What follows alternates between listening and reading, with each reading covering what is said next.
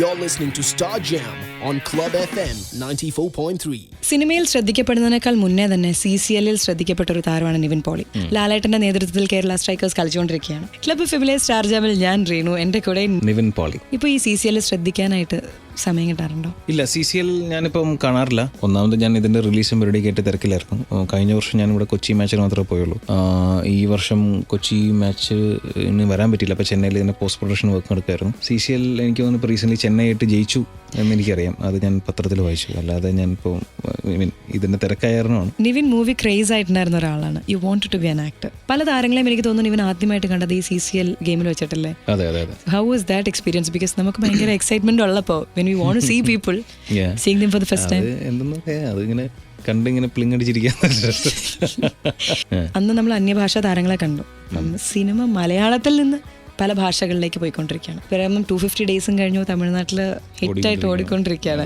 So നിങ്ങൾ എന്തെങ്കിലും അതിനെ കുറിച്ച് പറയാൻ പറ്റൂല, എക്സൈറ്റ്മെന്റ് ഇല്ല എന്ന് പറയുന്നത് എന്താ ഭയങ്കര ഒരു ഹാപ്പിനെസ് ആണ്. നേരമാണ് ആദ്യമായിട്ട് ഒരു അന്യഭാഷ ചിത്രമായിട്ട് വന്നത്. അത് ബൈലിംഗൽ ഷൂട്ട് ചെയ്തതാണ്. അതും സക്സസ്ഫുൾ ആയിട്ട് സിനിമ ഓടി. അത് കഴിഞ്ഞിട്ട് ബാംഗ്ലൂർ ഡേയ്സ് റീമേക്ക് ചെയ്തു. അത് ഇപ്പോൾ റീസെന്റ് റിലീസ് ആയി സിനിമ. പിന്നെ ഉള്ളത് പ്രേമമാണ്. പ്രേമം ഇപ്പോഴും സ്റ്റിൽ അവിടെ ഓടിക്കൊണ്ടിരിക്കുകയാണ്. ഞാനതിൻ്റെ 222ാമത്തെ ദിവസം ഞാൻ അവിടെ ചെന്നൈ പോയി കണ്ടിരുന്നു ആ സിനിമ. അന്ന് ഹൗസ് ഹോളാണ് കംപ്ലീറ്റ്. അവിടെയുള്ള ചെന്നൈ പീപ്പിൾ അവരാണ് കാണുന്നത്. ഒരു റിലീസ് ദിവസം എന്താണ് ഒരു സിനിമയ്ക്ക് റെസ്പോൺസ് കിട്ടുക, അതേപോലെ അവർ തിയേറ്ററിൽ ഈ സിനിമ ആഘോഷിക്കുകയാണ്. അപ്പോൾ അത് ഞാനൊക്കെ ഒരു സൈഡിലിരുന്ന് കാണും. എനിക്ക് ഭയങ്കരമായിട്ടൊരു എന്താണ് പറയുക, ഒരു ഹാപ്പിനെസ് തോന്നിയ ഒരു മൊമെൻ്റാണ്. ഇപ്പോഴും അത് ഓടിക്കൊണ്ടിരിക്കുന്നു. ഇപ്പോൾ ആക്ഷൻ ഹീറോ ബിജുവും പ്രേമവും ഒരേ തിയേറ്ററിൽ ഓടുകയാണ്. അപ്പുറം ഇപ്പുറം സ്ക്രീനിൽ രണ്ടും ഹൗസ്ഫുള്ളായിട്ട് ഓടുകയാണ്. അപ്പോൾ അതൊക്കെ ഒരു ഭാഗ്യമാണല്ലേ ശരിക്കും പറഞ്ഞാൽ.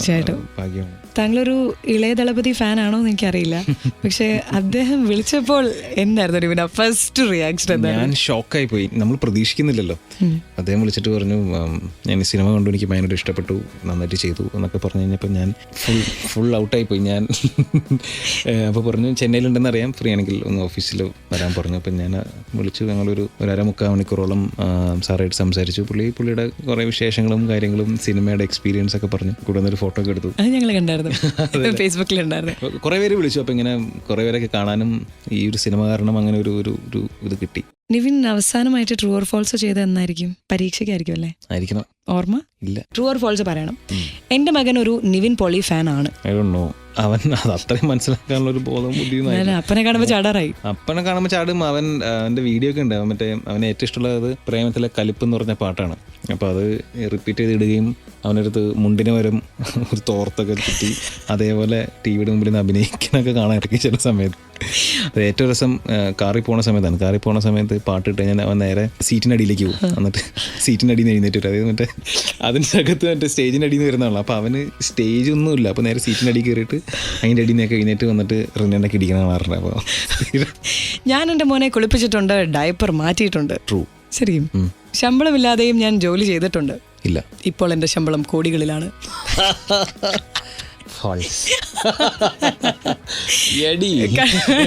പറഞ്ഞ ഈശോ ശിക്ഷിക്കും. ഈ ശിക്ഷ ഞാൻ ഏറ്റെടുത്തോളാം. റിയൽ ലൈഫിലും ക്ലാസ്സിന് വെളിയിൽ നിൽക്കേണ്ടി വന്നിട്ടുണ്ട്. ഉറപ്പല്ലേ? എത്രയോ പ്രാവശ്യം. രാജഗിരിയിലാണോ? രാജഗിരിയിലും ഫിസാറ്റിലും എല്ലാത്തിലും ഞാൻ അതൊരു ഔട്ട്സ്റ്റാൻഡിംഗ് ആയിരുന്നു. സച്ചിൻ കളി നിർത്തിയപ്പോൾ പകുതി ഇന്ത്യക്കാരെയും പോലെ ഞാനും ക്രിക്കറ്റ് കാണുന്നത് കുറച്ചിട്ടുണ്ട്. ട്രൂ. സിനിമയിലെ മകനെ ഞാനൊരു ക്രിക്കറ്റ് പ്ലെയർ ആക്കി. ജീവിതത്തിൽ മകനെ ഞാനൊരു സിനിമ നടനാക്കും. അവൻ എന്താണോ ആഗ്രഹം അതാക്കും. ഞാൻ അഭിനയിക്കുന്ന പടങ്ങൾ മാത്രമേ എനിക്ക് പ്രൊഡ്യൂസ് ചെയ്യാൻ താല്പര്യമുള്ളൂ. ഫോൾസ്. സിനിമയ്ക്ക് വേണ്ടി മാത്രമല്ല, റിയൽ ലൈഫിലും എനിക്ക് പോലീസ് സ്റ്റേഷനിൽ കയറേണ്ടി വന്നിട്ടുണ്ട്. ട്രൂ. എന്തിനായിരുന്നു? നിങ്ങൾക്ക് ഭയങ്കര ഇൻട്രസ്റ്റിംഗ് സ്റ്റോറീസ് ആണ്. ഞാൻ പോലീസ് സ്റ്റേഷനിൽ കയറിയിട്ടുള്ളൂ. എൻ്റെ വണ്ടി ഇടിച്ച് കഴിഞ്ഞപ്പോൾ അതിൻ്റെ ഒരു കോംപ്രമൈസ് സ്റ്റോക്കിന് വേണ്ടിയിട്ട് പോകേണ്ടി വന്നിട്ടുണ്ട്. അല്ലാതെ 1-2 ലെറ്റേഴ്സ് കൊണ്ട് കൊടുക്കാനൊക്കെ ആയിട്ട് പോയിട്ടുണ്ട്. അല്ലാണ്ട് വേറെ നിങ്ങൾ വിചാരിക്കുന്ന പോലെ ഞാൻ ഇത്രേ വിചാരിച്ചുള്ളൂ. മുഖത്തൊരു എന്തോ ഇപ്പൊ കിട്ടും എന്നുള്ള രീതിയിൽ ഈ മുഖം എന്താണെന്നറിയാൻ പറ്റില്ല. പണ്ട് ഒരു കളലസിനോട് എല്ലാരും പറയും. അതല്ലേ? എനിക്ക് തമിഴ്നാട്ടുകാരും ഫാൻസ് ആയിട്ടുണ്ട് ഒരുപാട്. I think it's true. ഞാനൊരു സൂപ്പർ സ്റ്റാർ ആയി എന്ന് വിശ്വസിക്കാൻ എനിക്ക് പറ്റുന്നില്ല. ഞാൻ അങ്ങനെയൊന്നും ചിന്തിക്കാറില്ല. എന്താണ് അങ്ങനെ ചിന്തിക്കാത്ത? താല്പര്യമില്ല. അത് അങ്ങനെ ഒരു ഡിഫറെന്റ് ഓറയിലേക്ക് പോകാൻ എനിക്ക് താല്പര്യമില്ല. എനിക്ക് ഇഷ്ടമുള്ള സിനിമകൾ ചെയ്യാം, ലൈഫ് എൻജോയ് ചെയ്യണം എന്നുള്ളതാണ്. മറ്റേ അങ്ങനെ എനിക്ക് താല്പര്യമില്ല. I'm happy this way. ആണല്ലേ. ആക്ഷൻ ഹീറോ ബിജു തുടങ്ങുന്നത് ഒരു ഫ്ലാഷ് ബാക്കിലൂടെയാണ്. സിനിമയിൽ ഞാനൊരു ഫ്ലാഷ് ബാക്കിലേക്ക് കൊണ്ടുപോവാണ്. Malarvadi arts club. വളരെ ടെൻഷൻ പിടിച്ച ദിവസങ്ങളായിരുന്നു എൻ്റെ ഷൂട്ടിംഗ്. ഞങ്ങൾ ഒരു 30 ദിവസത്തോളം ഡേ ആൻഡ് നൈറ്റ് ഷൂട്ട് ചെയ്തൊരു സിനിമയാണ്. ഉറക്കം അത്ര വലിയ ഇമ്പോർട്ടൻറ്റ് ഫാക്ടർ അല്ല എന്ന് ആ സിനിമ ഞങ്ങൾക്ക് മനസ്സിലാക്കി തന്നു. പിന്നീടുള്ള ഷൂട്ടിംഗ് സെറ്റുകളിൽ രാത്രി 2 മണി വരെ ഷൂട്ട് പോകുമ്പോൾ ഞാൻ ഓർക്കും, പിന്നെ മറ്റേത് വെളുപ്പിന് 6 മണി വരെ ഞങ്ങൾ 10-25 ദിവസം ഷൂട്ട് ചെയ്തു, പിന്നെയാണോ അത് 2 മണിയെന്ന് തോന്നിക്കുക. അപ്പം അങ്ങനെയുള്ള ഒരു തുടക്കം വളരെ ടഫായിട്ടുള്ള ഒരു വിനീതിന്റെ കൂടെ ആദ്യത്തെ സിനിമ ഞാൻ ഇച്ചിരി പണിയാണല്ലേ. ജീവിതത്തിൽ ട്വിസ്റ്റ് കൊണ്ടുവന്ന പടം തട്ടത്തിൻ മറയത്ത്. ഞാൻ വിനയ് താണ്ടി എന്ന ഒരു സിനിമ കണ്ടു കഴിഞ്ഞാൽ ഭയങ്കരമായിട്ട് ആഗ്രഹിച്ചിരുന്നു എനിക്ക് ഇങ്ങനത്തെ ഒരു സിനിമ ചെയ്യണമെന്ന്.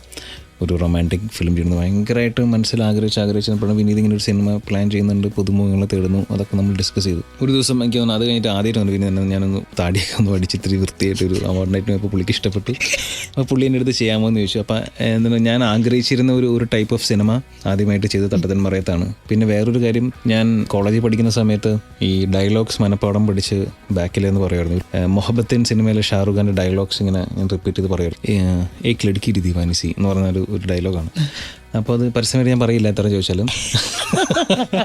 അങ്ങനെ കൂട്ടുകാരെന്നെ മിണ്ടാണ്ടിരിക്കട്ടെ, എൻ്റെ കാല് പിടിക്കുക, അങ്ങനെ അവസ്ഥയിൽ വരെ ഞാൻ എത്തിച്ചിട്ടുണ്ട്. അപ്പോൾ ഞാൻ അവരോട് പറയും, നീ നോക്കിക്കോ, ഒരിക്കൽ ഞാനൊരു സിനിമ നടനാവും. ഞാൻ സിനിമ നടനാവും, ഇതേപോലെ ഒരു പാട്ടിന് മുമ്പിൽ ഒരു പ്രൊളോഗ് ഞാൻ പറയും, അത് നിങ്ങൾ കേൾക്കേണ്ടി വരുമെന്ന് ഞാൻ പറയായിരുന്നു. അത് ആദ്യമായിട്ട് സാക്ഷാത്കരിച്ചത് തട്ടത്തിൻ മറയത്തിലാണ്. ആദ്യത്തെ വർക്ക് അതിൻ്റെ ഈ സൗണ്ട് റെക്കോർഡിംഗ് ആയിരുന്നു. അപ്പോൾ സൗണ്ട് റെക്കോർഡിങ്ങിന് ഞാൻ ഇതുപോലെ മൈക്കിന് മുമ്പിൽ ഇരുന്നപ്പോൾ ഞാൻ ഇങ്ങനെ ലൈറ്റ്സ് ഒക്കെ ഓഫ് ചെയ്ത് കണ്ണടച്ചിരുന്നപ്പോൾ ഞാൻ ആലോചിച്ചിട്ടിരുന്നത് ആ മൊമെൻ്റാണ്.